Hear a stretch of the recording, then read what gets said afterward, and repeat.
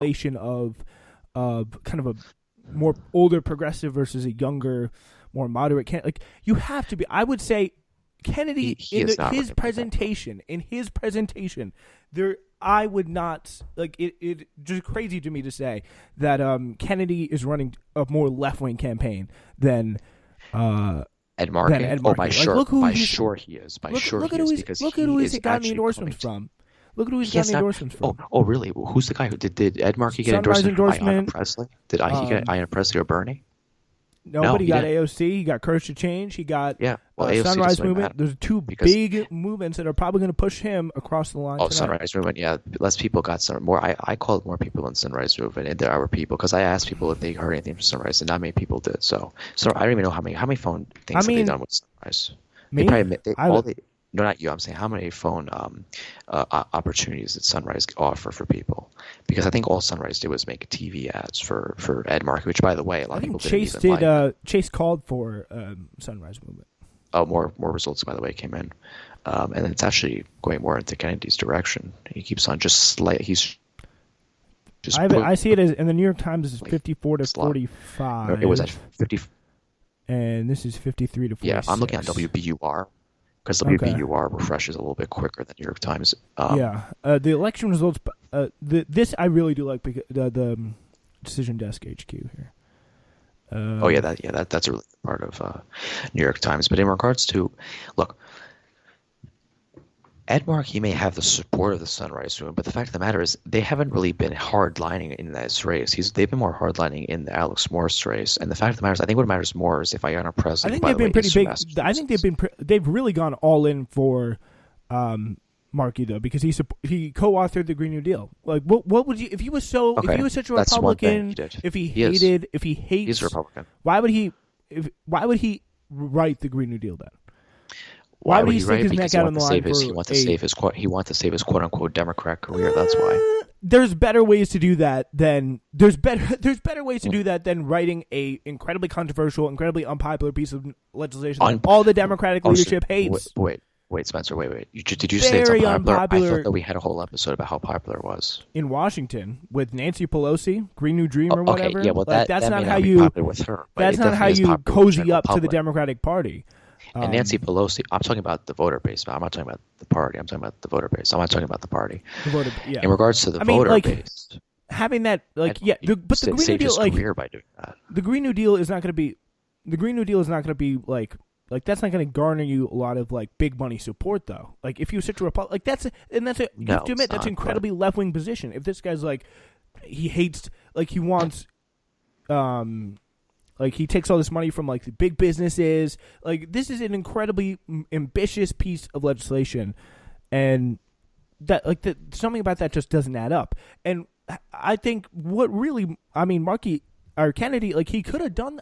He could have run the campaign. He could have highlighted those votes that you're saying. He did. He did actually. He highlighted the votes in TV ads that I just mentioned. Yeah, you did mention that, but it was not the overall tenet of his campaign. Toxic. Like he was trying to make the debates more about what he was going to do, which is really not a bad method. No, Markey was doing that as well. I wouldn't quite say that. I wouldn't quite say that he. He specifically tried to literally make multiple news cycles that were to distract from the policy of the race. I would disagree, because Spencer, the fact of the matter is, the thing about talk to the campaign manager who sent that letter. Come on. Which letter? Oh, the letter about the threats. Well, the threats were pretty serious, Spencer. No, Oh yes, they were. You don't have access to the email though. Kennedy, the Twitter threats are not. The Twitter threats are much different, and they weren't even. By the way, they weren't even talking about the Twitter threats. They were talking about the email threats they were receiving. So. But did they provide any again? This is the playbook. This is the playbook that we've seen used against multiple progressive people. It's going to be used again. They have their arsenal. We'll talk about this. I do want to get to the Neil Morse race, which is I think now that Neil has officially won, very very unfortunate there. How to eat that guy won. So. Oh boy, yeah, he did win. Wow, 60-40. My goodness. Yeah, it looks like he just didn't make enough. Well, it looks like that dent. Stupid allegation against Morris actually did hurt. Yeah, let's just go right into that right now, because we've talked about that for a long time. It's like just one of the more vile, excuse me. I think things that I have seen in politics is kind of really awful smear. And if you can remember what happened is just for those of you who are unfamiliar, just take a look back a little bit. The college Democrats just in the beginning, just about a month ago, sent a letter to the college Democrats sent a letter to Alex Morse, I believe. Which was, and again, after failing to they tried multiple times to get this picked up in the newspapers to say that Alex Morse was like behaving creepily and flirting with younger gay students. And didn't he say yes to it at the college events? Yeah, or something. And then they tried to brush it off. Yeah, they tried to make it uncomfortable, and then and then a whole bunch of things came out that the actual nature of the chats were pretty much like, "Hey, how was your weekend? What are you doing?" I was doing a wine tasting with my mom, but I'm gonna go march in a parade later. That was apparently the creepy nature of the event. And again, keep in mind, he's been only to one college Democrat event since he's running for since he started running for Congress. And if he's using his power, if he's using his that doesn't seem like something that you would do if you want to manipulate people, if you want to put pressure on people, sleep with you. You would not be who are part of the college Dems. You would not want to That's not how you'd go about it. And apparently, the one person that he did have a relationship with, who was part of the college Dem, didn't even know he was a mayor. So that seems like a pretty bad power manipulator there. And then we find out from your least favorite, I know, but you have to admit, good reporting here, Ryan Grimm in The Intercept, and Daniel Boguslaw and some other reporters, about the real nature of this was that this was a campaign launched by a college Democrats guy to endear himself to Richard Neal, and he sees himself again as a Neal stan, quote unquote, which is some of the more just awful words in the English language. I haven't heard worse in a while. But I mean, I think that he I don't know if he even ended up getting the internship. Honestly, I don't think he even got it. Which is almost more sad. And he really, it'd be interesting to see if they know some kind of conclusive research on how much of a role this story could play in the campaign. But we also find out that the Massachusetts Democratic Party was coordinating with the college Dems to help orchestrate this smear, and they were working through it the whole time. And Neal, of course, had to come out and condemn it once it kind of blew up in everyone's faces, and the leadership of it had to resign. But what do we see about a week before the election? An ad running, including accusing Morse of admitting to inappropriate relationships, and they said, "We apologize, we took it down," but it turns out it was still running the whole time. So, kind of shows you really where people's heads are at, and what they put in out there in the world publicly versus what they're doing behind closed doors. What do you think of this smear? What do you think of this whole race, James? I think it's really the race. I'm gonna first of all address the smear. The smear is really low class. I mean, I think that what they do to this poor guy is really, really awful. I mean, because Alex Morse is so much better than Richard Neal. I mean, also, by the way, in regards to Richard Neal, even if he wasn't that bad, it still is time for change. And he, by the way, is really bad because of how much money he receives from super PACs. But in regards to this race overall, I'm a little shocked that Alex Morse did not win or even come within striking distance, because I'm shocked that Ed Markey is within 9%, whereas freaking Neal won by 20. What? I would have imagined that you know, it would have been the opposite. I mean, if I followed the polls, which I knew polls were wrong. This is again. I see a very, very snarky tweet again from Dave Wasserman at Redistrict, or a Cook Political Report. I think is where he works. Exhibit A of why Twitter isn't real life. Representative Richard Neal is currently beating Alex Morse, reporting votes in 36 of 51 towns. What's again? This people stuff like that. Based off name recognition, I think. I mean, look, I tried my best. So I did call a lot of people out in Western Massachusetts. I didn't volunteer with Morse's campaign. But whenever I heard someone who mentioned, because some people confuse the Senate race with the primary. They were like, is it the one with Neil, or is it the one with Markey and Kennedy? And so I was like, no, it's Markey and Kennedy. It was like, oh, okay. So and then I was always like, oh, in regards to Neil race, who do you plan on voting for? Like some people would say, I don't know. Was the name did you get a sense from calling and talking to a lot of voters who, of course, you did statewide calls, but you did do a lot for MAO1.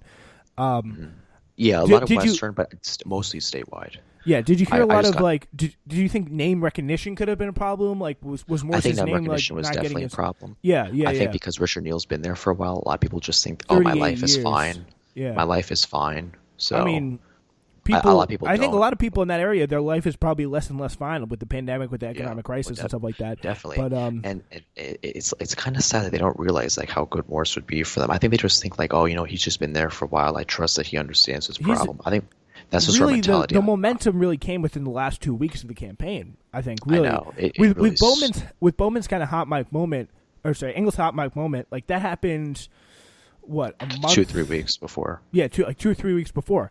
Like that was really that. It was definitely a little longer than the whole smear thing took place, but I think it really does show you, and we're also watching, by the way, the primary to replace Kennedy in his old House seat.